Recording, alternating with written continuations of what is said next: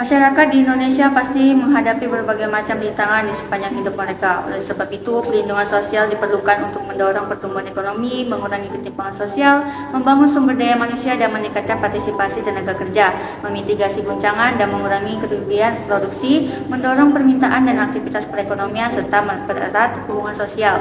Perlindungan sosial sendiri merupakan usaha yang dilakukan oleh pemerintah untuk mendukung masyarakat supaya dapat menghadapi berbagai kerentanan sepanjang siklus kehidupan. Dalam pembiayaan perlindungan sosial diberikan melalui 2 program, yaitu bantuan sosial dan jaminan sosial.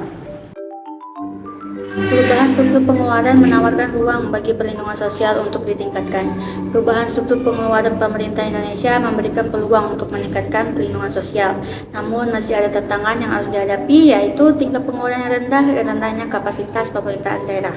Tingkat pengeluaran yang rendah membatasi potensi pemerintah untuk berinvestasi dalam pengembangan modal fisik dan manusia yang diperlukan untuk keluar dari jebakan pendapatan menengah.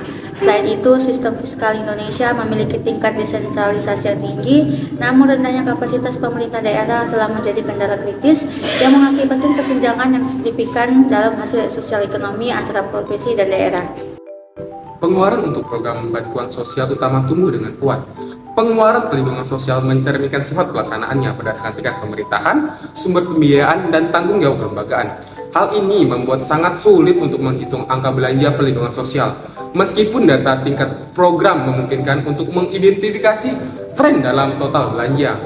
Menurut tinjauan pengeluaran Bank Dunia 2017, total pengeluaran perlindungan sosial pada tahun 2016 adalah 177 triliun, setara dengan 1,4% dari PDB dan 15,4% dari total pengeluaran pemerintahan.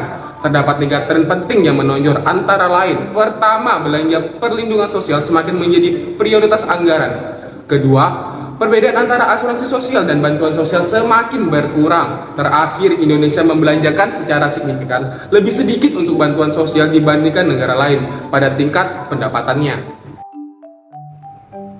Keberhasilan JKN menjangkau bagian tengah yang hilang mengancam keberlanjutan. Pada tahun 2015, sekitar 70 juta peserta JKN non-iuran dan iuran mengklaim total 67,75 triliun, setara dengan 0,55% dari PDB. Hampir setengah dari pengeluaran ini dibiayai oleh anggota iuran seperti pekerja sektor formal, anggota mandiri, dan pemberi kerja.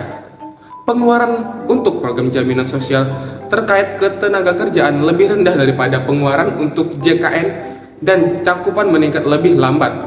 Desain sistem yang dibangun pada tahun 2015 diawasi oleh BPJS Ketenagakerjaan akan memiliki implikasi yang signifikan terhadap pembiayaan dan kesinambungan asuransi sosial dalam jangka panjang seiring bertambahnya usia penduduk.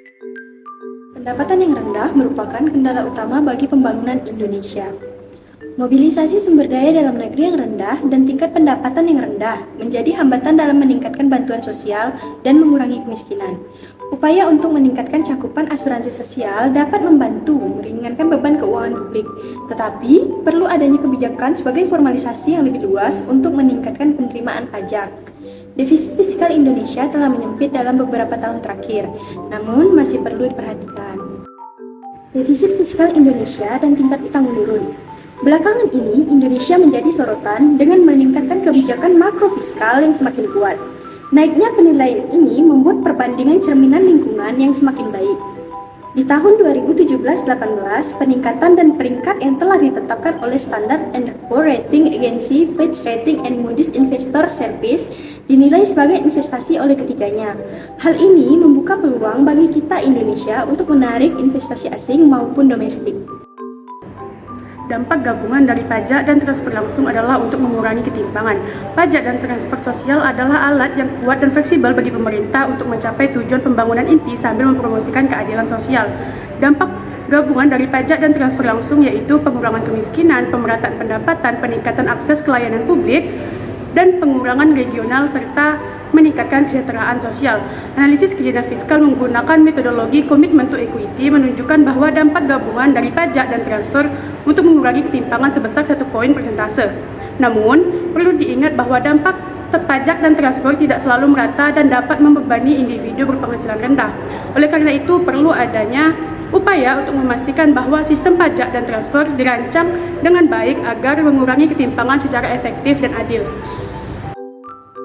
Secara keseluruhan, perubahan struktur pengeluaran menawarkan peluang bagi perlindungan sosial di Indonesia untuk ditingkatkan. Dengan meningkatkan pembiayaan perlindungan sosial dan memperbaiki sistem fiskal yang terdesentralisasi, maka pemerintah dapat meningkatkan perlindungan sosial, mengurangi kemiskinan, dan meningkatkan kesejahteraan.